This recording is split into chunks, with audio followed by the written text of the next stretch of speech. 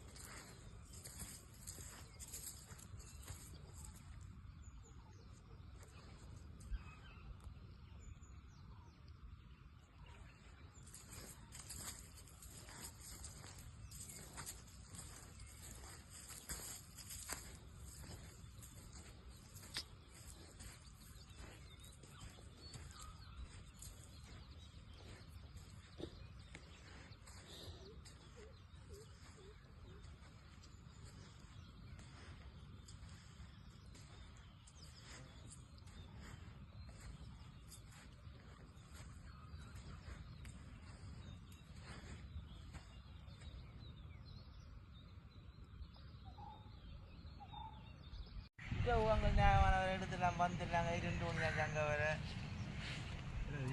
அடிக்கிறது இல்லை கணக்கு அங்கே இப்படியே கடற்கரை கடற்கடக்கில் வந்துருக்கு இல்லாட்டி கடற்கரை அங்கால விட்டுருக்கணும் பிரச்சனை தான்